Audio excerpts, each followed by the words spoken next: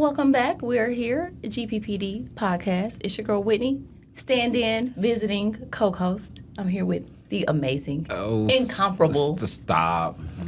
Get all those adjectives. Stop. All right. So before we get started, couple things. Well, only one thing. So we are hiring for detention staff. So make sure you get online. It's grandprairiepolice.org. Toggle over, find the detention tab. Look at that information. Now, I'm not sure because we talked about it, about like doing ride-alongs. You know how you can do a ride-along with police. I'm not sure if they can let you in there, but at least call up there, ask questions. The schedule may be online, the pay and all that stuff, benefits. Yeah, they make more than a lot of other cities. That they do because I know they got a raise here recently. So, yeah, check it out. All right, so before we get started, we got that down. So then also, if you get online, you can see some of the other things. Somebody was asking me about some of the other agencies, not agencies, but other units. So we have things like streets that are on there. With the summer, I'm getting asked by a lot of parents, oh, do y'all have summer jobs? At first I'm like, no, like police is all the time. But no, they're seasonal jobs, so we need help like at the lake. Some of these aquatic centers, just get on there and check them out. We have lots of them. Yeah. So, cool. All right, we're going to jump into this because this will be fun. We have here Officer Travis. I appreciate you, bro. Yeah, no problem. Happy to be here. Yeah, coming in. It's not bad. It's going to be fun, but I am going to ask you a lot of questions because he, too, is a lateral. Oh, laterals. Yeah. Yep. Now, and we're going to jump into it. So before we get into that part, tell us, how did you grow up? Some of the crazy stuff when you were little. Kick us off. So I grew up in Valencia, California, which is the northern part of LA County. Okay. So bubble, just little town, but now it's massive. It's like your Grand Prairie where they just are selling all the houses. They're building a lot. Everybody wants to live there because it's a great place to raise a family. So I was born in 1990 to hardworking parents. They raised me right. I could say that. I'll be the judge. You always have those people, or growing up when you hit a teen, you just rebel against your parents. Oh yeah. And you're oh, they can't teach me anything, and you see it on the streets every day, just talking to juveniles and stuff. And then I'm married now, but I would just talk to my wife and think about it. I'm I'm doing the same things my dad was doing. Because we have a baby boy, he's 13 months, and it's funny to think oh, I didn't really like my dad in my high school years just because I'm a teenager trying to rebel, and now I'm doing the same thing he's doing, and I'm more like him than I thought. But I played baseball growing up all my life, soccer, basketball, and then when I got to high school, I just played baseball. Yeah. I was playing year round, probably got 2 weeks off a year. So it's go time. You're playing travel ball, you're playing summer ball, you're playing season with the high school. And then after my senior year, I just stopped. I was I'm done. My arm was hurting. I tried to play at a JUCO, and then I was just over it. I just wanted to work. I was burnt out. Well, okay, so that brings me to an interesting point. Every time I hear athletes say anything where it's year-round or there's a little bit of a break, you worry about that burnout. And it's real because I play baseball. So, and then it was oh, if you're the ace pitcher, man, back then when you're little, hell, you're pitching every Tuesday night and probably Friday night, and it was oh, are you going to get burnt out? You think that's what happened? It was just... Yeah, and I just wasn't having fun anymore. Okay. Like you're talking about the pitcher, one of my best friends played professional baseball, and he was pitching for us a lot. He would throw, in high school, he would throw 7 innings, and we were playing our last game in the playoffs, and just he said he had a dead arm. He couldn't throw because he was throwing low 90s. Wow. And then thankfully he didn't hurt himself, but he played in Japan. But that burnout is real, and I was watching him in the last game, and I was like, dude, you don't look right. And this was a long time ago. But yeah, for me it was just I didn't want to put in the work, which is sucks to say, but I was just not really feeling it anymore, and let me just focus on school. So I went to JUCO and just school, work, and then transferred out. But it doesn't really suck to say that. If you're an athlete, you know all about it. Oh yeah, because when we played here, it was called Dixie League, but I think I went to my first World Series by the time I was 12, and then a couple of years later, we ended up back in another World Series. But you could see yourself just getting burnt out. And hell, I didn't play year round. You know, that's crazy to me. But select leagues here, in Texas, you can forget about it. They're gonna, hey, for $500, we're gonna get you signed up. We're gonna play for 3 months, and then you're gonna pay another $500 to and you play the next 3 months. And I'm like, what? Oh, it's real. But it's like I mean, in California, baseball and football, just like Texas. They're like right up. Basketball is pretty high up there, but yeah, you're playing. Like if you don't play on the travel team, the coach is gonna be like, well, you're not gonna get looks going to college and stuff like that. But there's like a social media aspect to it now where you just film your kid. That might, You can just scoot up. Scoot up.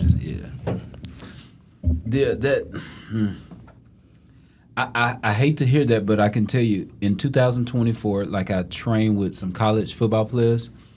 I think it's called the huddle. Like now, it's like you try to market yourself. Yep. You have to do all of this stuff to get other looks. Hell, when I came through, we were on our own. Coaches didn't help us back then. You know. Coaches didn't really help. It was mainly just like sending like a video to, if it was like, it was just you, it was like, because I graduated in 2008, and that was like when Instagram probably just kicked off and Facebook was big. Damn, it sounds so long ago. Yeah, I know. See, I graduated 2006, and when I said it, I'm like, oh man. But it's just like, you send like a video, like a highlight reel, but I didn't do that. Like nobody was like videotaping me. I was just like, coaches just go off of stats or your name, or if you're, the coach will call your coach and be like, hey, what's this kid? And then most people that really did something that didn't get looks would go to JUCO, and then they would get picked up. And that coach at my junior college that I went to, he was pretty like, hey, look at these kids. And he was, what I heard was probably one of the only ones that did that. Yeah, used to, like, JUCO here, it was like, if you go to JUCO in Texas, like, oh man, so you didn't have the grades to quite go D1. Right.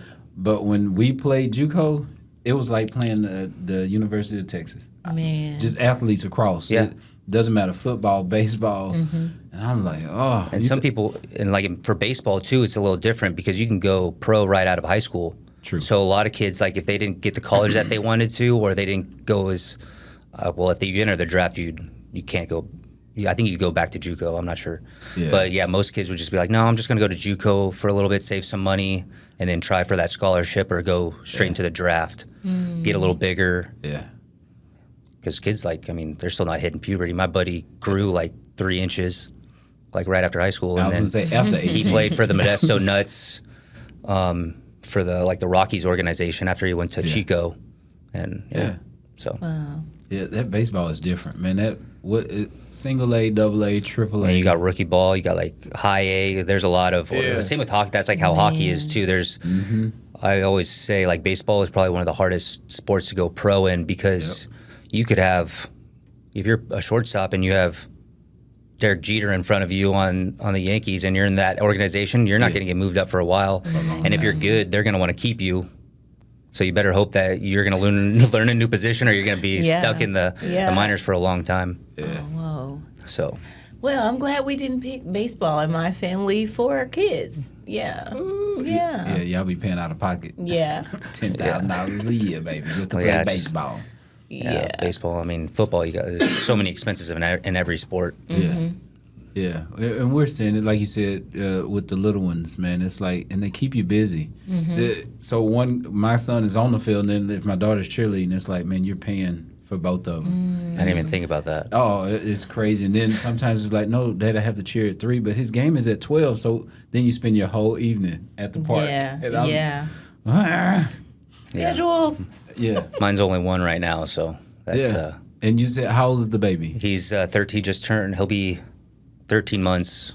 Oh. Just this past month. He was born last year in April. Yeah. Aww. So it was He's a little, I don't That's know a where, sweet age. he's a good looking kid, but I don't know where he gets the size from. He's already bigger than most kids, and I'm like, Wow. he's chunky, So that but he's percentage, tall he's too. all I'm the way like, over there. I'm like, I'm percentage. 5'8", and my wife is only 5'6". Oh, wow, Maybe- grandparents? Do you have But it? so her side, all the males on her side are like 6'2" and up, and I'm like, There you go. I'm like the tallest one in my family, so I'm like, let's get some size in here. I can relate. I can relate. Yeah, Right. so it was great, but yeah, fatherhood is definitely, especially going from an only child, because I'm an only child. Yeah. So growing up an only child, I'm like, man, I could go in my room, get my stuff done when I was growing up, no peace and quiet. My mom would just leave me alone, dinner's ready, okay, Yeah. watch TV, and then go to sleep. Now it's everybody's just bombarding me with their stuff, but I mean that's how it goes. Yeah. You grow and you change, and he's definitely been a blessing. Well, it's Yeah. that Texas food, bro. Like we feeding him some of that Texas Right? food. Now he's just Yeah. on spurt. Just, See. And we never even like fed him baby food. So we never did like purees or like bought baby food. Yeah. okay, We're wait Just a minute. all- Let's talk about this. Yeah. This is new to so me. this is no baby food. All we did, like the closest thing that he gets to baby food is probably like the pouches that Oh, you get yeah. at Costco. Yeah. Yeah, Like yeah. the puree, like Yeah. all like. So what we did was basically what we ate. We would just chop it up super small. And give it Like to if I did a like a cheeseburger or like ground beef, or like for taco night, I would just give them just straight ground beef and just chop it up super small. And everybody's like, my friends are like, wait, he's gonna choke. I'm like, nope, he's learning how to like, because he only had, Wow. and I don't think when we first started, he maybe had like his top 2 teeth, and he still has like he's got 8 teeth right now. There's just the 4 on top and 4 on Yeah, bottom. yeah. He's getting his molars right now, so that's. Oh, yeah. That's something else. He's that is. he's- cranky. Yeah. Yep. My youngest is 2, so my heart goes out to you. But yeah, That's- so but yeah, we never gave him like soft food. We just gave him like fruits. He'll eat eggs, blueberries and raspberries in the morning, and Yeah. I'll give him like the soft pieces of bacon a little bit. But like at dinner, he'll have like pieces of chicken, and he'll What? just gum it. What? So- This 13-month-old is just. You sure you didn't grow up in Lufkin? That is some country That does stuff right sound- there. that does sound But we a did big it like country. right when like he was, I mean, breastfed, and then we did like formula. For how long? That was like, I mean, we did formula for till he was a year. Oh, okay. But Okay. like right when we stopped breastfeeding, or my wife stopped breastfeeding. That's Well, nice you- to see. We know you're yeah. one, you're right? we're a You are team. one. Take your time for me to go to no, sleep. she's There we go. the main component, but for him it was just like normal. Like, oh, I got real food. Okay. There we go. He never saw any of that puree stuff. So, okay, let me ask you, because it may be a cultural thing. Black people, we're going to throw oatmeal, we call it cereal. You put Cereal. cereal in the formula. Did you do that? Nope. See, Just And straight you're not formula. supposed to do that. I'm sorry. But yeah, you put everything, make them the big chunky. Yeah. Yeah, Big, he big was always babies. like a thick, chunky baby. He came out at what, 8.6 pounds. He was a big baby. Baby, y'all had a linebacker there. Yeah, hopefully we have a linebacker. Middle But, linebacker. Yeah. Yeah, he's great. He's like, I mean, he has like my facial expressions. Like he'll look at you with that mean mug, Yeah. and he's a good looking kid. Yeah. That's the problem. That's gonna be Yeah. growing up. Yeah. It's freaking awesome. And when you talk about like the family, so I'm the shortest one, 5'7", but my brothers are like 6'1", 6'3", and 6'5", and my dad is 6 foot. So like my son is starting. Just like to what? Yeah. Oh, Like, everybody it always skips asks the me, "Katie, generation. what Skip the happened?" generation. Yeah. Oh, that happened with my husband. Yeah, my brother-in-law, my father-in-law. Everyone is 6 and up, Yeah. and my husband's 5'10". So it's just like we see them take a picture. Everyone's taller than my husband. Yeah. Yeah, just that's a how my running buddy joke. is too. That played professional baseball. Yeah, Yeah. he's one of 3, and all the other ones. So it's like one year after the other, and he's my age, and he's the middle, but he's like 6'2", Dang. Whoa. and then all the other ones are like my height. Whoa. So it's like, where did he get this? It's like, it's funny how genetics work. It's just like Wow. luck of the draw. Yeah, it just gives. Yeah. That's awesome. But you're tall in spirit. You know, just a giant, right? Oh yeah. Yeah. I like to think so, but Look, if I I was- was, I would be in the league or something. I was gonna I wouldn't say. be sitting here. Hopefully. Okay, so I'm tracking now as far as becoming an officer out in Cali. So what led you to become an officer out there? So my dad, when I was growing up, he had to work swing shift, so he wasn't really around. Okay. So my mom basically raised me at home. I would see my dad on the weekends, which was great. He'd come to whatever games he could. But going from like not having him at home all the time, I would translate that to baseball. So all my coaches, so my next door neighbor, my coaches were all either firefighters or police officers. So Valencia is also a lot like where I'm down in I live in Midlothian area or down south in Waxahachie. Yeah. So that's like where all the police and firefighters. I'm in Waxahachie. So Valencia is a lot like that too. So like where all the cops and firefighters live, great guys. So all my friends, their parents were on the team. I at least had one firefighter, a cop, coach. Yeah. And I was like, man, these like growing up and like when I was like getting to my teens and after high school and when just working, I was like, there were great families, great guys. They had like the respect and they were good, just good all around people. So I was like, oh, maybe I could do this. So then my senior year, I had a senior project to do. The principal wanted you to do a senior project. It's something different from all the high schools. Nobody's really ever done it. So your senior year, you would go job shadow somebody that you would think you would be interested in, like a job. So I did my neighbor. He was LAPD he retired at like 30-something years, and he was like a commander or like assistant chief in one of the, and he did everything. He did like narcotics, everything. And then he was working in like South Central when I did somewhere like in the hood of LA where I saw some good stuff on a ride along where this guy I'll never forget, a guy got bashed in the head with a hammer by, I have no idea, we didn't figure it out, but it was just like, so I was like, I think I can do this every day if I get that every day. So I thought about the movie, by the way, when he said South. I thought about movie South Central, so my mind had to quickly like, wow, like okay. So I'm thinking, he goes, man, a guy gets hit with a hammer, and he's like, man, I could do this. I'm like, wait, what? So it's just like the like what he did, like when we were there, I was just like, man, everybody's like working as a team. It's like it's a big team, and you like relate that to like, sports and stuff. So I was like, that's pretty cool. But then, I just applied. It was actually funny because when I applied the first time, I think it was in 2015. It was before that because I broke my leg in 2013 playing soccer. Yeah, we'll get to there. We'll get to that too. Soccer. So 2013, there was a big hiring freeze in California, but they're still taking applicants. So the Sheriff's Department, Los Angeles Sheriff's Department, I put my application in with my buddy, and I broke my leg playing soccer, and I just didn't go to the written or the test because I broke my leg. I was like, I'm not going to go. I forgot to tell them, hey, I'm not coming. I broke my leg, blah, blah, blah. Well, like some odd years later in 2015 when I started reapplying again because there's a hiring freeze from like 13 to 15. Don't tell me they brought that up. So, I reapplied again because it's where you go like in county is like you go to the jails, which is right down the street from my parents' house. So I could stay at home, save some money. Yeah. But so I applied for them, and then they go, no, we're not going to take your application. And I was wondering why, and they go, well, you didn't let us know the first time, so we're not gonna let you come back and take the test. I'm like, okay, that's fine. I applied to like, in my mind, applying to the most police departments at once was like the best idea. Like I was a kid, like I like that. The way you put it, like in my mind. So I'm like, like, okay, everything. So I need to just get my foot in the door somewhere and just start. Yeah. And so I applied to like 19 different police departments all up and down the coast of California, all the way from San Diego, all the way up to like Santa Barbara.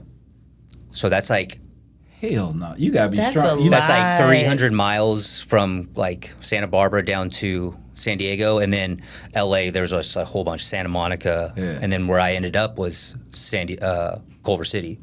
Culver City. Culver City. So it's basically like the tech area of like San Francisco. Okay. They have Sony Studios is there, and then it's just north of Inglewood, where you have the Rams Stadium, the new Rams Stadium. So it's surrounded by a lot of crap. Yeah. So you have, and then Yeah. you got like LA cities like all around it. So it was. Got there and went to the LASD Academy. I went to their academy because the department, Culver City's like 100 so officers, so they didn't have their own academy like we do in Grand Prairie. Yeah. So we go out, and then I went to the academy in August of 16 and graduated in like January of 17. So you didn't have to. There wasn't a bunch of them where you had to show up and do like the PT test. So so I went. So a lot of departments they'll schedule them like San Diego PD, and then the sheriff's department will schedule them on the same day. So you have to pick. Same with Santa Barbara. So you got to like really do your research. Be like, I want to do this one. Yeah. And then I don't. Is that smart? It, As a department, I think right. that's pretty So cool. you're limiting your people, but you're all actually like your idea.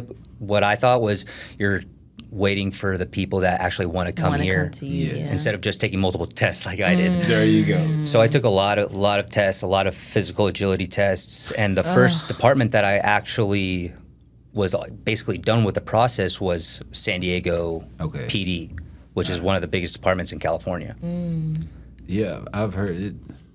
How many thousand officers? Oh, a lot. I couldn't even tell you. I think it's right behind LAPD and LASD. Yeah, sure. It's a bunch. It's so many, and they don't even have enough. It's crazy. Like you think of like we got 20,000, but we need 10,000. Yeah, we need. Yeah. LAPD's going through like they can't hire anybody. I mean, that's how it is, and but we're just going through a rut right now. Yeah. But yeah, so the background investigator calls in Culver City, and they go, "Hey, you're almost done with like San Diego process. Like you're just waiting for the word." I'm like, "I already got the word. I'm going like to the academy in October of 2016." Yeah. And he goes, "What will it take for you to choose Culver City? Because it's closer to home, make more money, a lot more money." And I go, "Get me in the academy before, and I'll literally sign right now." And he goes, "It's going to be a grind, but you're going to have to be on top of like your phone. Like if I send you an email, go do it. Yeah. Go do your physical. Go do your medical, your psych exam and stuff like that." And he goes, "Okay." A couple months later, he's like, "I got you in the academy, which is right by my house at the junior college I went to, which is 2 minutes away from my house, from my parents' house." I'm like, "Sell the car, baby, get a moped."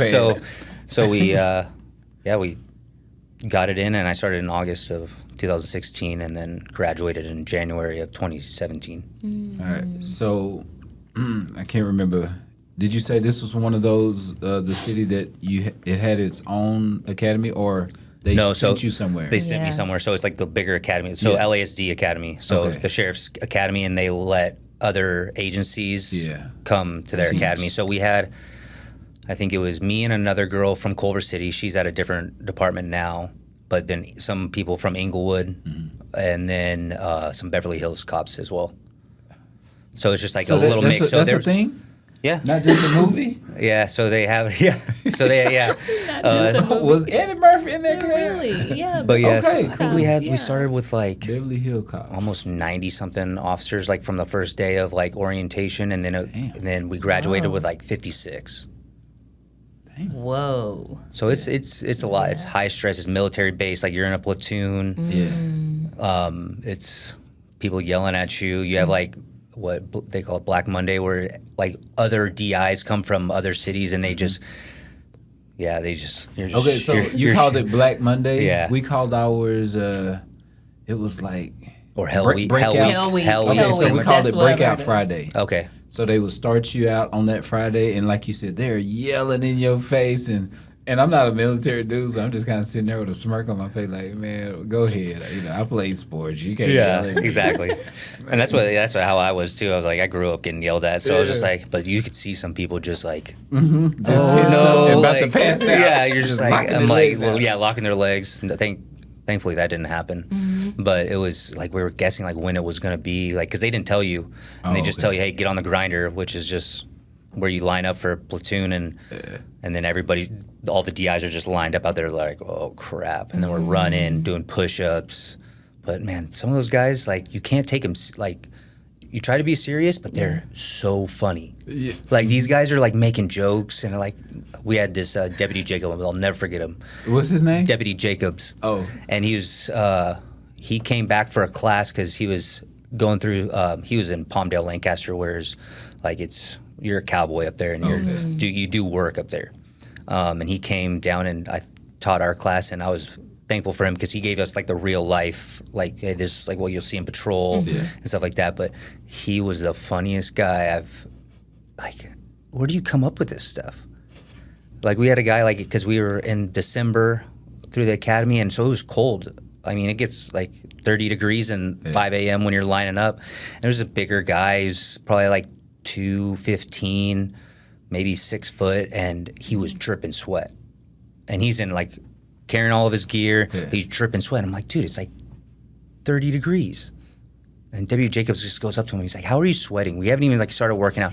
Oh, I'm sorry, sir. He's like, are you like still digesting your food? Do you have like a whole carton of eggs for breakfast this morning? And I'm like, geez, like, it was so. But I haven't seen him since. But he, like, since the academy. But those guys you'll never forget. Yeah, those are good times as far as the academy. Like, if you want to see funny stuff, because like I said, I'm not military, so they were like half right face, and so you watching other people turn, and then of course my feet work, just wrong. Oh yeah, you got. I'm like, okay, you're about face, yeah. Yes, that is not how you do it, do you? And I'm like, okay, I'm sorry, I'm sorry. It was bad. Yeah, front lean and rest. I'm like, what's that? And you see everybody get down and push up. Oh, you want me to do a push up? Just like push up, man. I didn't know any of that stuff, and we had to get together like on the first Saturday. Yeah. And a guy in the military had to teach us all that stuff because we didn't want to be getting smoked on the grinder or like whatever. So I was like, I don't know any of this stuff. Like, they're saying on the first day about face. I'm like, oh, cool. Let me just turn around. I was like looking at everybody's footwork. I'm just like, oh, this is yeah. But it was bad. Oh, it was bad. We got smoked. We call it getting smoked. Yeah. They come in there yelling, turn around, and I do it wrong. Texan, what are you doing? That is not how we turn around. My bad, sir. My bad. Yeah, we had you had your class sergeant and everything. So you like get the dismissal, and there was like a whole dismissal of what you had to memorize. And if you get it wrong, like one wrong or you stutter, and everybody would yell as you were, and you had to start all over again. Oh. And man, if you didn't have your stuff together, dude. There was like one guy where just like granted, he was like one of those ones like probably shouldn't be a cop. Yeah. And he didn't get the dismissal wrong or right once. Oh. And man, they put a hat on it, like they put a hard hat on him, and it had like a little siren, and they like turn it on, and he had to do the dismissal, and it's just like, oh no. They gave him like a brain stress ball and put it on top of his head, and the DI would ask your brain what to do because your brain ain't working. I'm just like, man, these guys just like. My class adapted because I was a class leader of my class. So we started 51, graduated 42. That's pretty good. But I told them, I said, I'm not military. And so we talked to some of those guys and they were trying to get me right. But man, you talking about Mr. Can't Get Right? That was me. It was like, at ease. And I'm like, just relax, man, relax. Yeah. Texan, it is not relax. I'm like, sorry, yeah. But yeah, all my commands were, because you could say it in such a way, it's almost like singing, and then it's hard for me to understand. So, I'd be like, left, face. Yeah. So they always looking, that's not how you say it. Yeah, it is. Class 313, left, face. And so they turned, and we got a good kick out of it. Yeah. So, yeah, the academy was good times. I mean, getting pepper sprayed. Yeah, how was that gas. for you? Yeah. I hated pepper spray. Yeah. I mean, we had to do it here, and I was just like, it was. I'd rather. So, we didn't get tased because it was. We got tased at our department when we graduated. Mm-hmm. Okay, I got you. But we'll get there. But yeah, pepper spray. I knew it was going to be bad because got sensitive skin and like my allergies go crazy, and we had to do like a whole thing where it's not just like get sprayed and then say your name and then. Just like do a couple push-ups, like you got to go fight and we had to go run like a quarter of a mile, go like jump over things, do like you got to hit the bag like a couple times, and then you go into a sand pit where they get it all wet, and it's like a mud wrestling. Hello. there's like a big bag, like a dummy bag, where you're just like you're ground and pound, just like fighting, and then that's where they spray you. So they spray you, and then you got to do a gun takeaway from like somebody like, oh, gun. Then you find the person, you got to try to open your eyes, find the person, take the gun away, prone them out, and then handcuff them. So we're all done, and then like I barely can see. Yeah. And then I was a running guard, which is like basically the 6 fastest people or like the best runners, because they all have to run around in formation to like block traffic when you're out running in the city.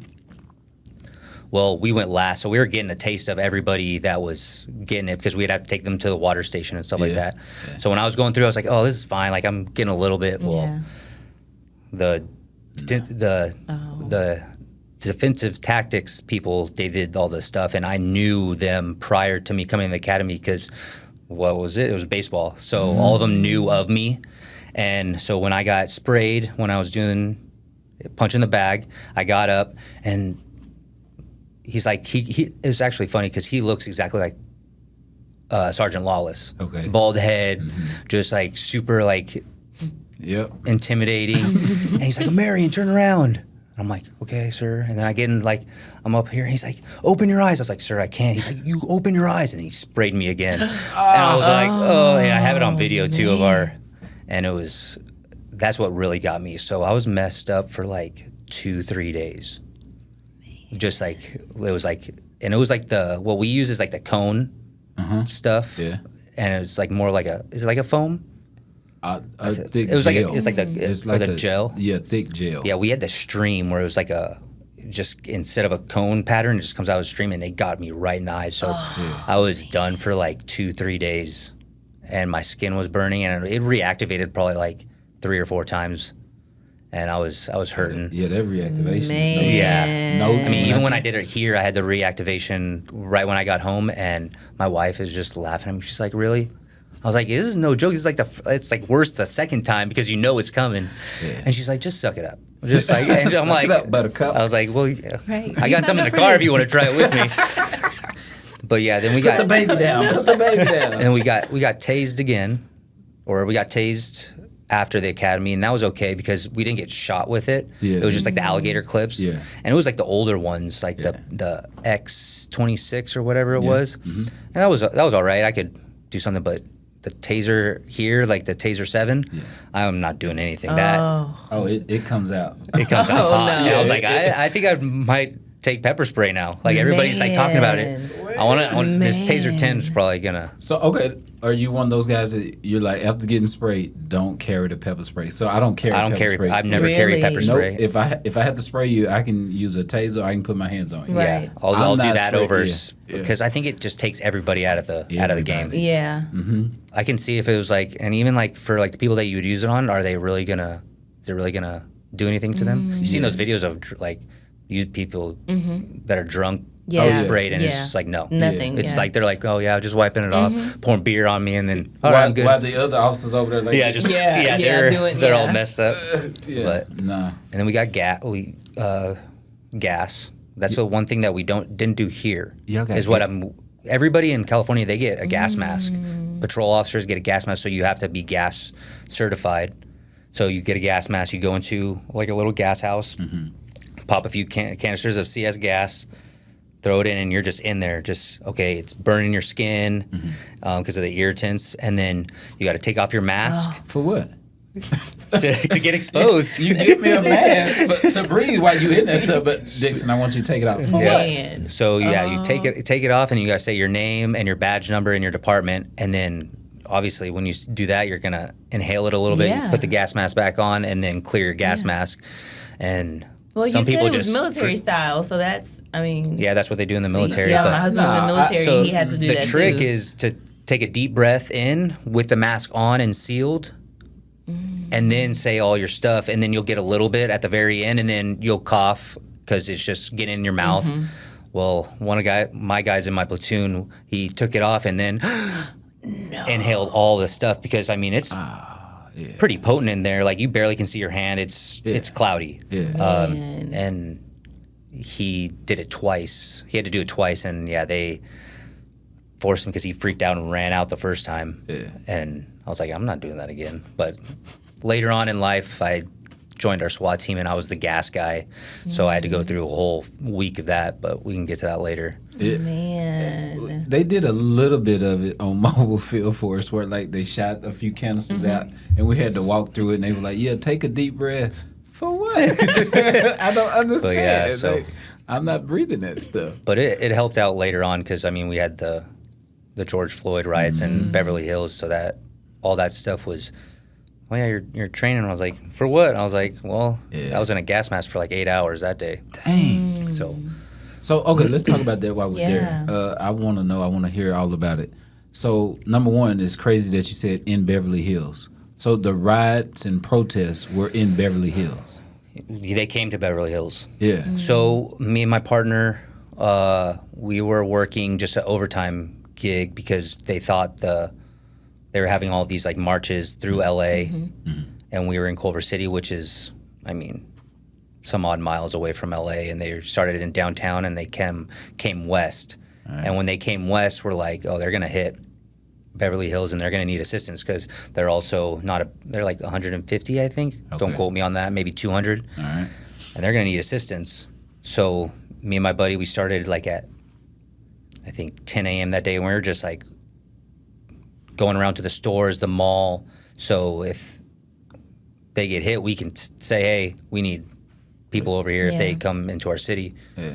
Well, we got shipped out to Beverly Hills with a whole bunch of other personnel, and we were in the line. We were probably in like a riot line for a good while until that we dispersed and we used gas, and we were using 40s, and LASD came in by the truckload, and then their riot gear and everything. And so that was, started at like 10 a.m. that day, got to Beverly Hills probably around afternoon, and we were on the streets till like 2 a.m. It was, and then it just kept going all weekend. So we were in Beverly Hills, we went home. They're like, hey, we're going to deploy you guys like 12-hour shifts. Yeah. Again. And then I was there the next day. I got 8 hours of rest, and then I came in, and then we were in Santa Monica the next day for another bunch of hours. And that was actually where I was we were in gas masks for hours because the Santa Monica chief was awesome. And she goes, no, we're using all of our gas because we got to get these people out of here because they were in Beverly Hills and in Santa Monica, they were, you have those protesters, but at the very back, you have the people that just want to wreak havoc. Yeah. And in Beverly Hills and Santa Monica, man, there's Louis Vuitton stores, there's like all these high item stores, and it looked like the purge just went through there. Man. So it was like broken glass, all the stores were looted. And then in like the difference between Beverly Hills and Santa Monica is that Santa Monica, they had a day to prepare, and Chief goes, no, we're using gas, we're using everything. So the whole second street was all messed up. There's nothing in the stores, shattered glass. Man. Everything was destroyed. Everything was stolen. But then there's just gas haze everywhere. Yeah. Like if you didn't have a gas mask on, you weren't going through that. But it was a little too late. I mean, they were just, they're coming hundreds, thousands of them just coming through the city. So we were on the next week. Yeah, we were on. And that was basically about it. And then it was just like people, we had a curfew for like the COVID restrictions. So that's what made it 10 times worse. People were in their houses for almost 2 weeks? Yeah. And in California, it was way worse because, it was strict out there with that COVID Man, stuff. It was. Yeah, so, and then the riots broke out, and they're just like, oh, we're mad about that stuff too, but don't really know it, and it is what it is, but so you got all handled. You could go in and somebody would say, okay, Travis, hey, I get you 8 hours of sleep, and then I'm going to see y'all back. We may have to go help this other city. Yeah, like, I mean, I didn't, it wasn't really that, but I just got 8 hours of sleep, ate breakfast, and then woke up and then hit up my sergeant. And I was like, hey, you guys need help? Yeah. And then, come in. And then we were there in Santa Monica all night and there was still little looters that were going through there, and it was. Like, boy, did you see the door already broke? Ain't no necklace. That was ain't no that was bag. the first time I actually saw something that I've never seen before, which is we were going through like after like we got all the rioters and protesters out of there. Is that me and my two of the other guys that I was riding with? For Santa Monica, we were tasked for just like going around seeing if anybody's like still breaking into businesses and arrest them and take them. So we were just driving down the street and we saw like this business that was having a barbecue in their parking lot. I'm like, I forgot what business it was. It was on like I think it was on Wilshire, which is like a very busy street. Okay. And it was just a bunch of guys just having a barbecue. I was like, you guys need water? I'm like, no, we're good. And they had ARs slung. What? Ready to go, and just like they're not taking our business. Like we're like, hell yeah, like, and I guarantee you, did their business get touched? No, Nope. It did not. Because I'm. But I was just like, not. and they're like, go get them, get all these guys, and I'm like, I was like, their business didn't get touched. Nobody At messed all. with them that night. Yeah. And we arrested like a good amount of people. They had like a bay. So they didn't do like if you committed a burglary or a robbery or whatever, you didn't get that charge. It was because there's too many of them to charge them with, and there was no reports or whatever. So you just take them to the airport, and they had a hangar, and that was like the jail, and there was hundreds of people that they arrested that day and the day prior, and they would just get a county charge. Everything got dropped pretty much. True, but I think the whole point of arresting them then is just to stop whatever. Yeah, it's going on right now. Yeah, and it's like I'm gonna hold your ass for about 3 days. Yeah. just like everything else, like if you were arrested from being a protester, like just not moving when the police tell you to, like it all got dropped. But it's just like you said, it's just let's get them out of here. inconvenience. So, Whoa. but it was a good experience to see, like, because we had officers that were pushing the end of their career, and they're like, yeah, we haven't seen anything since like what was it, Rodney King in the Yeah. 90s, and it was just like we haven't seen anything like that in a long time. And I was like, we were working 12 on, 12 off, 12 on for like almost like 2 weeks straight. What did that Paycheck feel was nice, like? but- I'm sure you got paid also. Oh, yeah. What did that feel like, or how were you like processing these different things happening? I don't think it was me like processing. It was just me doing my job. Okay. And I was like, yeah, there's like everybody knows on both sides, the cops. I mean, it was like the politics divided us, like between the civilians and the police. But like some people are just protesting. Right. And there were people, they were angry, they were mad, and they took it out on us. But at the very end of those protesters were people that wanted to cause havoc, and you're seeing it now more than ever. Yeah. But it was like we had, I don't know if we do it here now because I haven't been here that long, but we had for those times that we get to riot situations, we had like BDUs, like a uniform that's like you can just throw in the wash and wash it, but it didn't have our name on it. It was like a name tag, but it was Velcro. And on those days, now after Beverly Hills and Santa Monica, we can rip our name tag off so you didn't see our last name and put our badge number on it. The first day in Beverly Hills, some people had their names on them, and I had my plate carrier on, and you can see my name. But some people you can see your names, and their name got blasted over Twitter. A lot of my partners had to get their names or like redacted off of like the internet, get as like a certain security. They got their phone numbers addresses leaked, their addresses leaked, and they had to get like new phone numbers, new everything. I'm like, that's what we've like come to is just like, you're not mad at us, you're mad at something else, but it's just like, you really had the time to do this, like. And that's one thing about the protest. I get it. You want to voice your opinion. By all means, have at it. Yeah. But let's burn this down. Let's go tear up this business. Yeah. Like, what are you doing? I don't get it. It's like if you tear up the stuff in those communities, now you got to drive another 30, 45 minutes to go to the store. And then you're wondering where your money goes for tax dollars. There you go. I'm like now I got to take public buildings and or like they're like graffitiing like all these like monuments and stuff or whatever. Like, tax dollars, like now they have to clean that up and pay somebody to do that, which is your tax dollars, and then now you're mad for like it's a it's a revolving circle, and yeah. so it's funny how Man.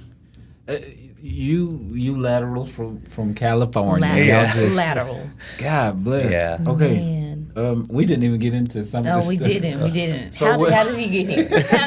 How did we get here? I don't know. Grand Prairie. Man. So how'd you get to Grand Prairie? So like as like California went on, like what we just talked about, it was getting hold on, like politics were affecting our jobs on how to do police work.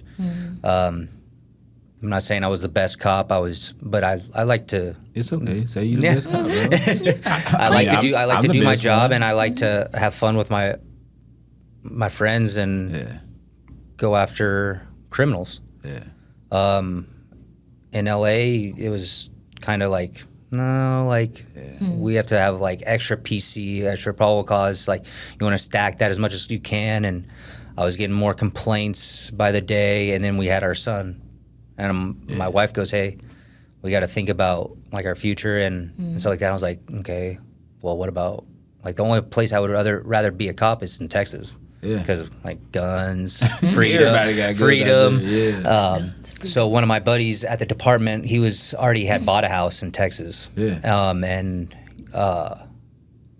he's actually trying to come over, hopefully soon. But he put me on Grand Prairie. Yeah. And I'm like, I don't know anybody, but I just know you guys have an influx of like LAPD officers. And I'm like, okay, let's see what it's all about. And I didn't know anybody here until we'll get to that story later. That's a funny story.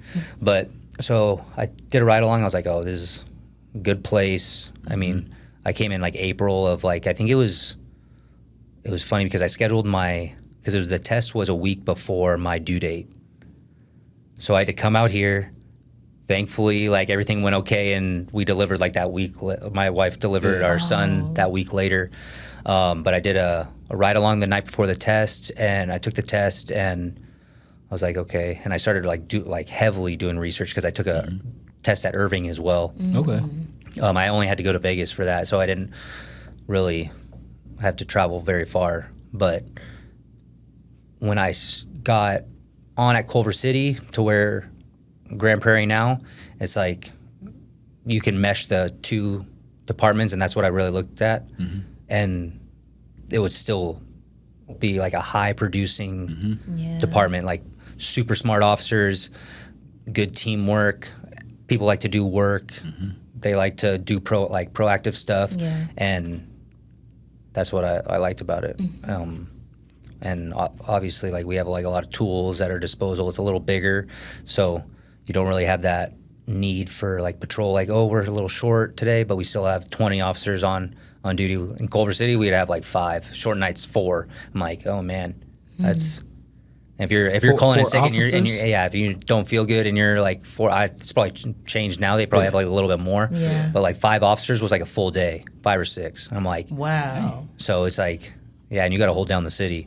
What? So a basketball like if you're like if you're needing help out there, you're calling detectives out, you're calling like people in. But yeah, I landed here, and I thought Grand Prairie was like probably the best for my style of police work, and I like it was just like good location, and it's growing too. So job security. Yeah.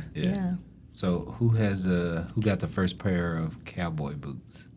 Oh, well, she had one that was like a chibi, but I haven't bought one yet. I haven't bought a pair yet. My wife gave me 6 months to get a pair of cowboy boots. Yes. I just got my straw hat at the best hat store, so they helped me out. I got it like a week ago because I was like, man, I'm going to be doing summertime overtime, and it's just going to be the sun's different here. I grew up in the desert where, it was like 110. Yeah. But you can stay out. You can like be outside and, okay, I can, get sunburned, but put a little sunscreen on. Yeah. I'm good. Go in the pool, whatever.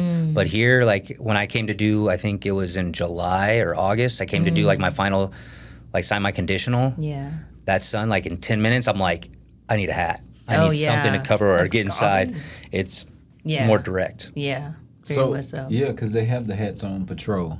So do you wear it when you're I'm on nights, so I don't really need a hat. But for the day, like during days, like we just started like the Lynn Creek. I haven't done it yet, but I have some dates saved. Yeah. I'm definitely going to need a hat. Yeah. So I got a hat, and No cowboy boots yet. No cowboy but boots. if I'm gonna get some, they're gonna be some good ones. Like I'm not gonna go cheap. Don't go cheap. Yeah. So when you ended up, or when you said, okay, babe, I think we're gonna go lean towards Grand Prairie, was she like, oh, but you have family or friends out here? Was she scared, or was she like, no, let's hurry up and go? So yeah, she's moved before. So she grew up in like Central California. Okay. So she just up and moved to Santa Monica, and that's where we met in Santa Monica. Yeah. And that's like 5 hours, 6 hours away. She's all down for the move and starting over. Yeah. That was the hardest part. Yeah. Is leaving my friends, my family, like people that I grew up with, like my friends group who I've known since I was a little kid, and then my work friends that I've knew for 6-7 years, and then my parents too. They're up in Santa Barbara, and it's have they came down yet? Yeah, my dad came right when we moved into our house, right basically after the academy. And then my mom comes like every month. My dad has leukemia, so he can't really travel. Yeah. So it's hard. So he's getting a bone marrow transplant in June. Okay. So he can't really travel. But hopefully we'll get that done, and he'll come out. Yeah. Yeah. Awesome. We need to go see him too. So it's just expensive. Oh. I was gonna say it's very expensive, especially to go like travel into Santa Barbara. It's like. I mean, you can get a round trip flight for like $600, but like if you go into LAX, it's a lot cheaper. So I almost felt sorry. I was like, yeah, that's expensive, but the California, y'all come down here, y'all pay cash for y'all houses. These houses, just cash. Yeah, we won't talk about that though. Yeah. No, that's but cool. Yeah, so she was on. My wife was on board, and it was a good move for the better, because we were in like. The little of more of a rundown area. It was a good area. Like we had a good little pocket, but in LA, you're seeing people. Drugs are legal, pretty much. You're seeing people smoke meth on the sidewalk. Okay, time out. Wait. Yep. Wait. I have to process. I'm sorry. I'm a little older it's weird. You don't see that Texas. here. Yeah. A little meth is legal? I'm not gonna say it's illegal, but it's basically legal. It's everywhere. Right. It's everywhere. People like not here where it's a felony. You're going to jail. Yeah. There it's you can literally, if they have ID, you can literally hand them basically like a traffic ticket. Yeah. Okay, and take their meth, and that's about it. Yeah. Take their drugs. They give out resources. Yeah. They give out what? Resources, so that way they can get help. But those obviously don't work. Turn around, put your hand behind your back. Don't you try to swallow it. Spit it out, spit it out, spit it out. So, but yeah, when we made the move, it took a lot, because I've never moved like that since I went to college, but that's still in California. Yeah. And I'm hopping states. I'm like, okay, this is what we're doing. And then in the academy, it kind of hit me. In the lateral academy, I was like, man, did I make the right move? And obviously you're going to have those natural reactions. And I was talking to my wife, did we do the right thing and stuff like that? And I'm like, yeah, we did. Yeah. It sucks like leaving everybody behind, or just leaving there. I'm not going to say behind, but in California. Yeah, reroute. But. Yeah. What year was that? That was just this past year. I moved here in August of 23. Oh, 23. Wow. So. Yeah. Very What thoughts about Texas? I love it. Yeah, I love it. Like, I'm a very social person, and I like to talk to people. And in LA, you go around, like, you go out to the bars, you go out to, like, on date night or with your wife or whatever. Yeah. You're only talking to her, really. Like, you're not meeting other couples unless you know them prior or whatever, or you're telling them to meet up. Here, we went out, met a couple at, like, this putt-putt golf place, and I'm like, you wouldn't find this in LA. And then we went out to dinner with them after. I'm like, they're super nice people, got their numbers. Yeah. I'm just like, what? This is Honey, why are you so nice? Everybody's I'm like, that's cops. We like, wait, why you being nice? Bro? Why you being nice? So it's funny, and then you're talking to your neighbors. You're like down the street. I was like, man, there's like a lot of people driving by. I can relate to that guy. He looks like kind of like me, like athletic build, and I finally got to meet him, and I'm like walking my dogs, and my wife's not social. I'm the social one. Yeah. And he's outside, like, working out with his son, and I'm like, oh, okay, cool, you're working out. Like, I'm like, hey, how you doing? I'm Travis, blah, blah, blah. Yeah. This is my wife. My 2 big dogs and my son. Yeah. And he goes, "Oh, nice. Like, what do you do?" "I'm a police officer for Grand Prairie." And he goes, "Oh, really? I'm a firefighter for Grand Prairie." I'm like, "Oh, that's funny." so we always text each other. He put me on his church in Ovilla, so it's awesome. That's dope. Southern hospitality is a thing. It is. And It really is priceless. Yeah, but being here, we move into our house and then the doorbell ring, ding dong, and my wife, she's looking like, who is that? Like, we expect Already? somebody? Yeah, I'm like, no, I don't know who the hell it is. We go up there, and the neighbors, "Hey, I'm so and so, I'm your neighbor." Like in the movies, holding cookies. Yeah. And and she's Some police. Jell-O. Yeah, so we close the door and we're like, "Man, you gonna eat that? I don't know. You gonna eat that? I don't know who they." It's just a thing. That's cultural though. Yeah. But yeah. Yeah. See, I would think that would be weird. Like, Yeah. I would be like, Hold up. You know, I just moved in. I don't know you. You're watching me, like. But it is like Southern hospitality, like the restaurants. We went out like when we first visited in November of like 22 when we first like came here to like visit. She was pregnant. Go to like a nice steakhouse in Dallas, and our waitress was from Louisiana. She had a thick accent, and she talked to us for like 15 minutes. Yes. And I'm like, you wouldn't get that. Like, obviously, like I'm not like leave. Like I want to finish my food. No, I want to talk. Yeah. And my wife goes, "Yeah, you would never get this in LA. They just want to get you in, get you out. Yeah. It's not like that." Yeah. I like that. I'm Go glad y'all are Texas. seeing it. I Yeah. know, right? Yeah. Go like, walking through the grocery store with my son, and everybody's waving to him. Yeah. "Oh, how old is he?" And they're like, "Oh, he's 1." I'm like, "Yeah, he's huge." I was like, "Oh, he's gonna be a football player." I was like, "Maybe football is maybe." I'm not. I'm a big time football fan. Football, Yeah. yeah. But Welcome to Texas. Yeah. Yes. Football. Football country. But yeah, so it was. Yeah, we got here and did the academy, and then nights A. Yeah. So great shift. Yeah. Nights LA. Yeah. Nights LA. Nights LA. I haven't heard that one. I haven't heard that one yet. Yeah. Oh, okay. Okay.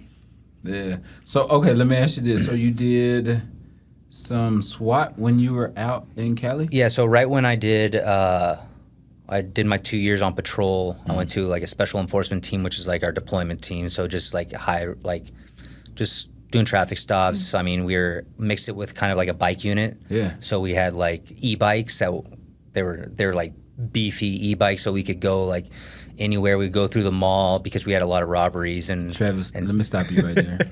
E-bikes. You cannot come on here and make e-bikes sound tough at all. He just did though.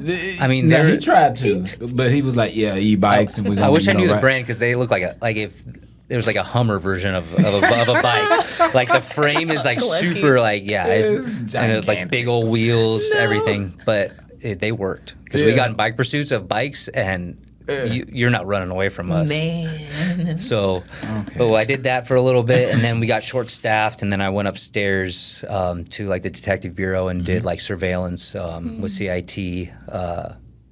Great time, surveillance, a lot of sitting around, but it was fun. Learned a lot, especially working with alongside detectives to go get like the felony suspects and stuff like that. And then right around that time, we actually made Culver City's first SWAT team. So we all went to SWAT school, like the first, like I think 10 of us, 12 of us went to SWAT school in 2018. And then ever since then, it was just like it was difficult because we didn't really have very much SWAT experience. We went to school, but we brought in a lot of people. So one of the guys on our team had a brother that was at LAPD SWAT, and they're obviously they serve warrants every day. They do it, so they know what they're doing, and he's been on it for a long time. So he helped us out, gave us a lot of resources to go to their shoot house. So we're just like nitpicking, and everybody comes to our aid like, "Hey, you guys need this. Do you want to come train with us?" So we trained with a lot of different SWAT teams because we're just the young kids that are trying to do something that's very dangerous. So we had to do a lot of things very fast and stuff like that, get SOPs and stuff like that. And then I volunteered to be gas certified along with 2 others. So that's a week-long school down in San Diego, which was terrible down in San Diego. Man. So lunchtime, let's go to the beach. yeah, so that was But it was that, and then I went back to patrol because obviously we have 100 officers at Culver City, just over. You don't do like permanent assignments. Like here, you could be a detective. You get a detective spot. I could do robbery, homicide, or majors till I retire if I like it and I'm good at it. There, it's like 2-3 years, and then you got to get the next person. It's a rotation. So I was done with surveillance and like CIT, and then I went back to patrol, and then became a FTO for a little bit. So I don't know that that's good. You know what I mean? Because Right. if you just getting settled in, especially like in my unit now, community services, you got to build some of these relationships and go and talk to these people. And as soon as you get comfortable, it's like, yeah, we'll pull you out and I go over here. Right. So Like, you start getting good at one thing. Yeah. So that's the thing, but it's also you want those next guys, those younger guys, because that's what usually happens is like you go from patrol and you're doing your job really well. You go to crime impact team, you work along detectives, you learn the process of what's going on upstairs and stuff like that. And then you usually get a desk or go back to patrol, be a FTO. So you have that extra knowledge to go teach those guys. But it's true. Like you learn something and you're like right at your 2-3 years, you're getting really good at it. Yeah. And then, I gotta go. yeah. Man. So Yeah, I wouldn't. it is Yeah. what it is. But I mean, there's pros and cons to it. Yeah, it is to But- everything. Yeah. I learned a lot. So Yeah. So out there, I know we need to talk about BJJ. Did y'all have that out there? yeah, you do it on your own time. Oh, I mean, okay. so we had a lot of one of my best friends, Paul. He's like I want to say like a black belt. I don't know what degree he is now. Yeah. Probably like first or second, but he's like one of my sergeants that's also a black belt, Rob Casey. He always called Paul world class, and I never understood it until I actually like got good at decent at jiu-jitsu. I'm not gonna say good, decent at jiu-jitsu, and you roll with him. I'm like, man, you're using your feet like a pair of my hands, and I'm just like, okay. So I started going to a school, and like right when I started being a cop, when I moved down to Redondo Beach, which is closer, I went to Carlson Gracie in the South Bay, Torrance. All right. Great school, great professor, great guys that they're not just looking to, oh, you're a cop, I'm gonna hurt you. Yeah. Like that's a lot of schools are like they want a rite of passage type of stuff. Yeah. I went in there with open arms, and there's a lot of cops that go, but we would roll before work too, with Paul and Rob, and they would teach me a lot. Like Paul's not only is he good at jiu-jitsu, he's probably even better at teaching it. Yeah. So like I would be like, hey, I'm learning this, I'm learning that, but it's just not clicking. And then you show me, I'm like, oh, that makes sense now. So it's in California, you have a lot of guys like here that train jiu-jitsu, which is, I think, extremely valuable in the field and just like in life too. It teaches you a lot of life lessons. It's funny how, martial arts, like you hear people talking about it and just like you don't get it until you actually do it, because I'm about 175, 5'8", I'm 33 years old, but then when I go to jiu-jitsu, I'm getting my ass kicked by an 18-year-old that's That's been doing it. 140 and that's been doing it since he was 10 years old. Man. And I'm like, it's just time. It's like Yeah. like at anything, you devote your time to it, you're gonna get good. And then, but it's just like it humbles you. Like girls, like are like no guy wants to get beat by a girl. I don't care. Oh, you don't care. Oh, you care. And this girl is just like, I didn't know she was a black belt, and we were doing nogi, and man, she whooped me. Like I'm just a blue belt, and she's probably like a brown or black belt now. And man, Yeah. it's you can tell. and it's good for all sides. Yeah. But I always say that all officers need to go through something. Oh, yeah, 'Cause, of course. Like I have a boxing background, and it's like, I don't care what you do. Amazing. You just need to do something. Yeah. You need to do something, because you will, if you get into a scuffle, whatever, out here in these streets, you're gonna revert back to whatever you know. it is. Yeah. And if you don't have nothing, that's what you're reverting back to. And it's not like knowing something to where you could beat somebody up. It's Yeah. it's like like in our line of work, maybe we have to yeah. do our job and, Right. and do it hard and fast, and that's it. Take out the threat. Yep. But it's that confidence, knowing that you can handle yourself by yourself. But it's also time. Yeah. If I can just, That's key. Yeah. if I can just hold this guy or take this guy's back and just hold on to him, because obviously we can't use the carotid anymore. Like that was one of the best tools we lost. I just need my partners to get here. There you go. That's it. If it's a bigger guy and I know I can't get a couple punches in or strikes in, and it's not going to take him out, because most of the time it's not. Like you have unless you're a Golden Gloves boxer or something like that, and you can knock him out, like you're not really going to do it, especially if this guy's high or drunk. Yeah. I just got to hold on to him and wait for my partners to get him in cuffs. Yeah. It's funny you say that, because in boxing, that's exactly what it does. It just gives you confidence. Yeah. And it's like, well, Katie, you 5'7", 180. Yeah, but I'll fight anybody. Yeah. Because after you've trained for years and months and years, it's like, and that's what we need. As officers, you need to be able to go out, be confident in handling whoever. Yep. Because we see it all. So yeah, because you're not going to have a partner there all the time. Like sometimes you're going to have to go into those situations, like someone was just stabbed or shots fired, and like, yeah, you're closer and my partner is maybe 2 minutes away, but I need to go now. I need to go help the victim or whatever. And you're going to have those days. Yeah. And like have those calls.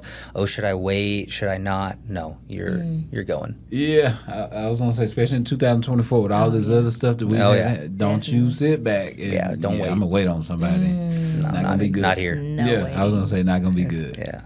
Yeah. So, okay, if you work nights, I guess you have to go into jiu-jitsu on your own or on your off Yes and no. days? So I'll go usually to jiu-jitsu either at 360 or Magnus now that it's on down in Cedar Hill.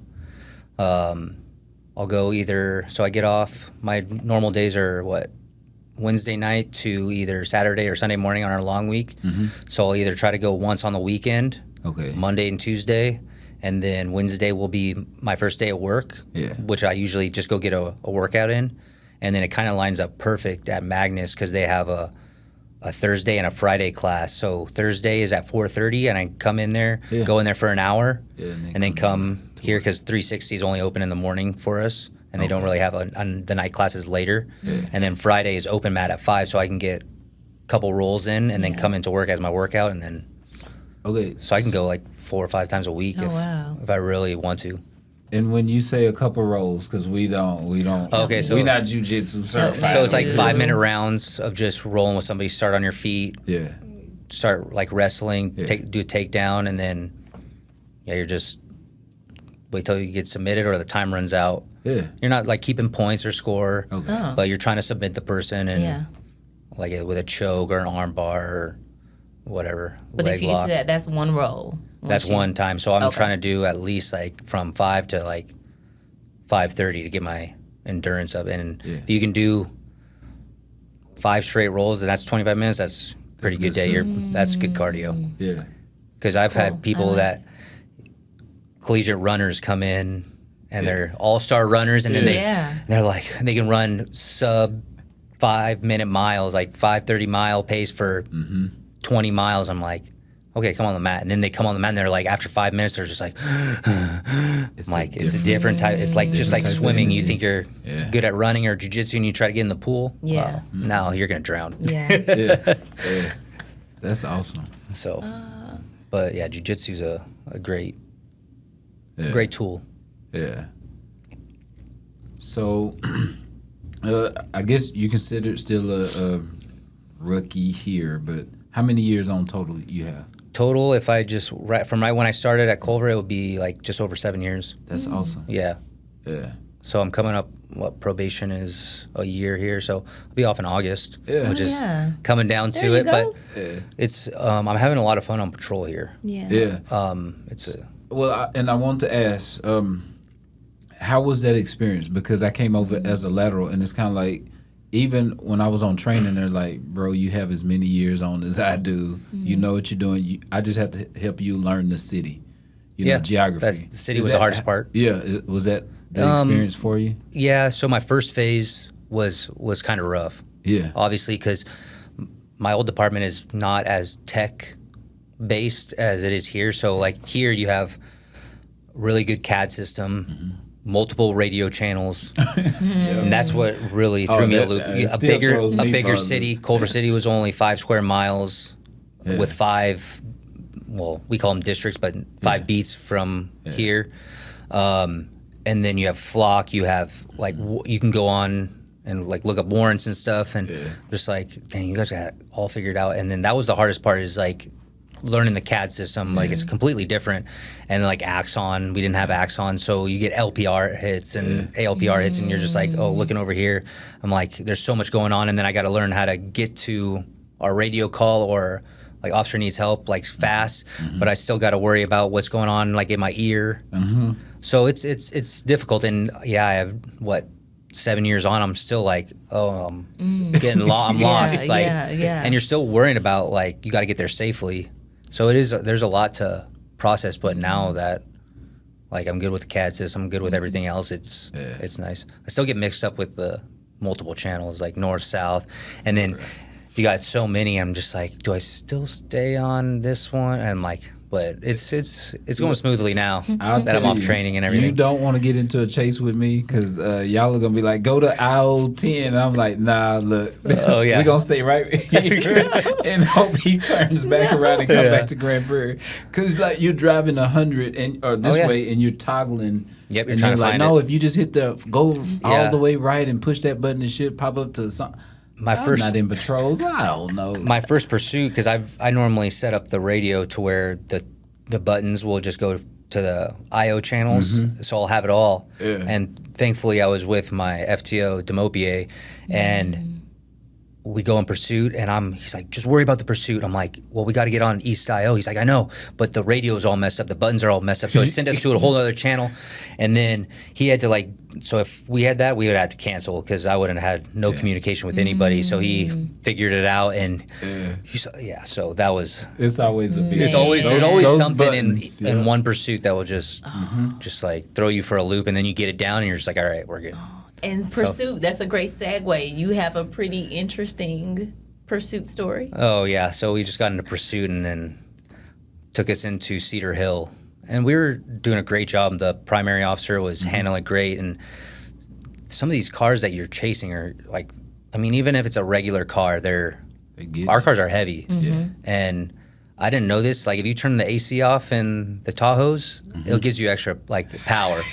But I'm burning up here in Texas, so it's hot in the car. So I turn off the AC, or I didn't even think about it. But he's like, I turned off the AC, and I was like stalling out at like 125, 130 or whatever. And then I turned off the AC, and I was going up to 135. I could push it to faster. And yeah, we got there, and we were setting up for the felony stop, and I get rear-ended by another cop that was not our department, but is what it is. My neck and my back. Everything. I was sore. Yeah. So see, I'd looked.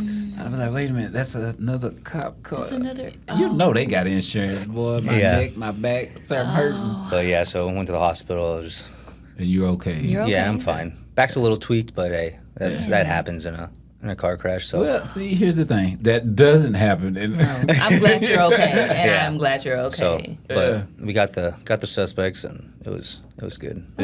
Okay. So this will be your first summer riding by yourself. First summer well, basically my first summer on patrol here. Okay. Because I started the academy late August. So I'm not gonna. Oh, so man. yeah, you can have a good time. Yeah. Well, hopefully I'll stay on nights A, so I don't get the heat. But if I get days, I'm gonna have my sergeant on speed dial, and always I got my hat. I'll have a big old jug of water, and there you go. It's gonna be hot. Oh man, that's gonna be off the chain. Because it's already been pretty. I mean, I'm not gonna say pretty hot, because it's 90 at night. It's like 89 at night. Right this now. is not hot. We love this weather. This feels so good. Like the humidity is not too bad either. Yeah. Like it'll get humid like right around 4 or 5 a.m. and I'm like, man, why does it have to do this right now? And then I get off, and then it's not bad. But once it's like 80 or 90 is fine, but that humidity kicks in. Yeah. Oh yeah, you just wait. That 97 and humid is coming, and you just wait. I mean, it's like 4 seconds standing outside, and then you just starting to sweat. Oh. Oh yeah. change my T-shirt halfway through the. Yeah. Oh yeah. Yeah, that is a thing. I used to have 4 T-shirts in my locker. Okay. I just switch them out at lunchtime. Okay. You're gonna be soaking wet. Yeah. Yeah. Oh man. That's freaking awesome, man. I'm But excited. yeah, I'm excited. So Yeah. Nice A is a great shift. We got a lot of guys that are actually moving and going to other spots. So more people are going to be coming to the watch, and we got a bid coming up, I think, in July. Yeah. July. We pick in June later this month or next month. Yeah. But the supervision, I couldn't be happier. Yeah. It let us do what we want. I was gonna say, just remember here's a plug for GPPD. You get to work over here. Yeah, and that's what's great. That's what attracted me, and you can see it's still going. And and it's a lot of people are hitting me up from California too. I was just gonna ask, like, other people coming down here, Yeah, trying to see how can you maybe help them out, or so my buddy transition? he's in the lateral academy now. So he just started basically. So it's going to be a little bit before he is back out on patrol. But he actually lives like 10 minutes away from me, renting a house right down the street, which is nice.